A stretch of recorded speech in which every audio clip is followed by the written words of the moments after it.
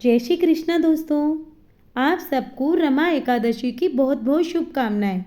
रमा एकादशी हर साल कार्तिक मास की कृष्ण पक्ष की एकादशी तिथि को मनाई जाती है।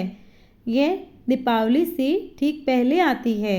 एकादशी का प्रारंभ 16 अक्टूबर दिन गुरुवार को दोपहर 1:47 से और 17 अक्टूबर दिन शुक्रवार को 1:18 तक रहेगा।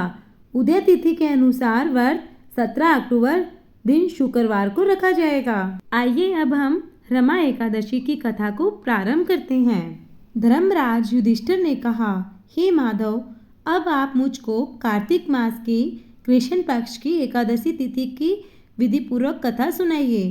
श्री कृष्ण जी ने कहा, हे राजन, कार्तिक मास के कृष्ण पक्ष की एकादशी को रमा कहते हैं। इस एकादशी का व्रत करने से समस्त पाप नष्ट हो जाते हैं। इसकी कथा मैं तुम्हारे सामने वर्णन करता हूँ, जो तुम ध्यान देकर श्रवण करो। प्राचीन काल की बात है कि एक राजा जिसका नाम मुचुकुंद था, वह धर्म राज्य करता था।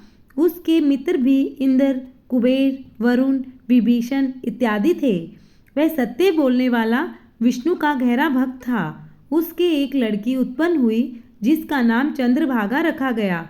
जब वह लड़की शादी योग्य हुई तो राजा ने उसका विवाह राजा चंद्रसेन के पुत्र शोभन के साथ कर दिया। एक दिन शोभन अपनी ससुराल में आया। उस दिन एकादशी के व्रत का दिन आया। चंद्रभागा ने एकादशी का दिन समीप आया जानकर विचार किया कि मेरा पति अत्यंत दुर्लभ है, इसलिए यह व्रत नहीं कर सकेगा। हे भगवान, अब मैं क्या करूं? मेरे पिता की आज्ञा कठिन है। वे 10वीं के दिन राज्य में ढिंडोरा पिटवा देते हैं कि एकादशी के दिन कोई भोजन न करे। जिसे सुनकर शोभन अपनी पत्नी के पास आया और उससे पूछा, हे प्रिय, तुम मुझे कोई ऐसा उपाय बताओ जिससे मेरा जीवन नष्ट न हो।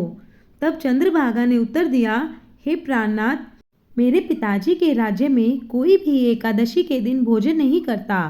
यहाँ तक कि हाथी, घोड़ा, ऊंट, भैंस, गाय, बैल इत्यादि पशु भी तृण ग्रहण नहीं करते। तब फिर आप ही बताइए कि मनुष्य किस प्रकार से अन्न ग्रहण कर सकता है।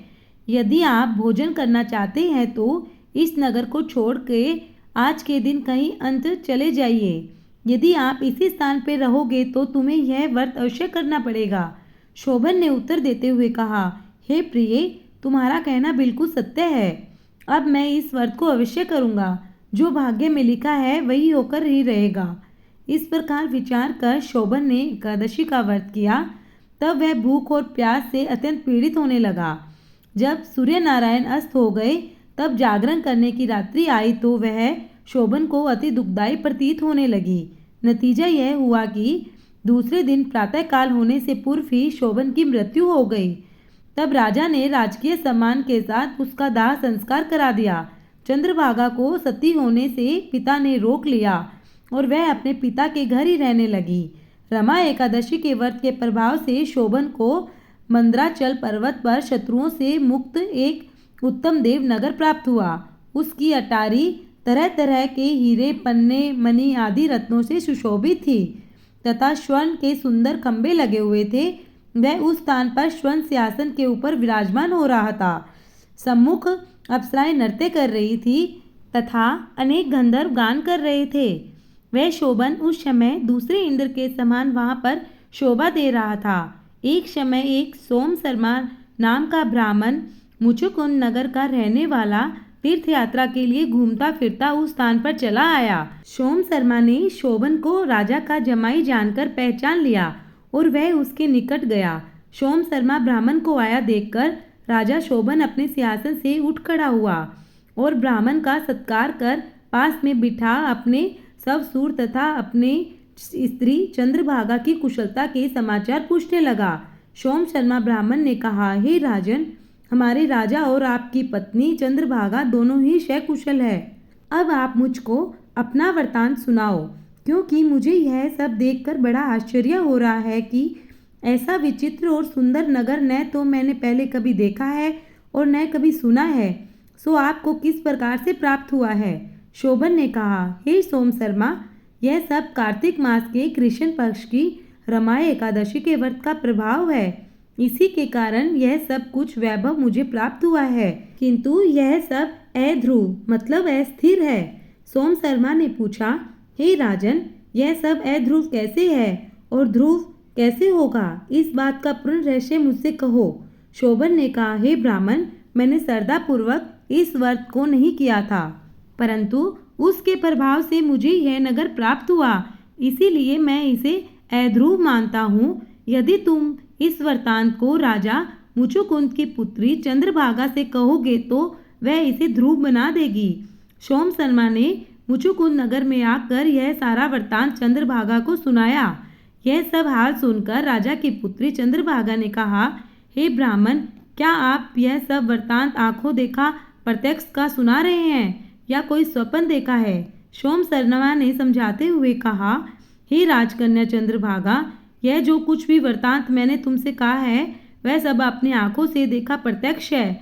इसमें किंचित मात्र भी झूठ बात नहीं है, परंतु वह नगर अध्रुव है। तू अब ऐसा कोई उपाय कर जिससे वह नगर ध्रुव बन जाए। चंद्रभागा ने कहा, हे महाराज, आप मुझे उस नगर में शीघ्र ले चलिए। मैं अपने पति को देखना चाहती हूँ और मैं अपने व्रत के प्रभाव से उस नगर को ध्रुव बना लूंगी। तब सोम शर्मा चंद्रभागा को अपने साथ लेकर मंदराचल पर्वत के पास वामनदेव मुनि के आश्रम पर लेकर आया।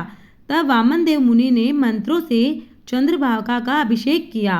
तब वह चंद्रभागा मंत्रों तथा व्रत के प्रभाव से दिव्य देह धारण कर अपने पति शोभन के पास चली गई। शोभन ने अपनी पत्नी चंद्रभागा को आया देखकर प्रसन्नतापूर्वक सिंहासन पर वाम अंग पर बिठाया। तब चंद्रभागा ने शोभन से कहा, हे प्राणनाथ, अब आप मेरे व्रत के पुण्य प्रभाव को सुनिए। जब मैं अपने पिता के घर में 8 वर्ष की आयु की थी, तभी से मैं इस एकादशी का व्रत यथाविधि से करती रही हूँ। उन्हीं व्रतों के प्रभाव से आपका यह नगर ध्रुव हो जाएगा और समस्त कर्मों के युक्त होकर प्रलय काल के अंत तक रहेगा। वह चंद्रभागा दिव्य देह धारण करके अपने पति के साथ आनंद से रहने लगी। हे युधिष्ठिर, यह मैंने तुमसे रमा एकादशी का महात्म कहा है। जो मनुष्य इस रमा एकादशी के व्रत को धारण करते हैं उन्हें ब्रह्म हत्या आदि के समस्त पाप नष्ट हो जाते हैं। इस एकादशी का नाम भगवान विष्णु की पत्नी देवी लक्ष्मी के नाम रमा पर पड़ा है। रमा एकादशी के दिन भगवान विष्णु के साथ माता लक्ष्मी की विशेष पूजा की जाती है। धार्मिक मान्यताओं के अनुसार इस व्रत को करने से व्यक्ति के सौभाग्य की प्राप्ति होती है और घर में धन धान्य की कमी नहीं होती है और सभी तरह के पापों से मुक्ति मिलती है। माना जाता है कि रमा एकादशी का व्रत करने से मनुष्य को समस्त सुखों और ऐश्वर्य की प्राप्ति होती है और अंत में बैकुंठ धाम मिलता है। पुराणिक ग्रंथों के अनुसार इस एकादशी को सच्चे मन से व्रत करने से वाजपेयी यज्ञ के बराबर फल प्राप्त होता है। इसीलिए सबको रमा एकादशी का व्रत अवश्य करना चाहिए। जय श्री कृष्णा।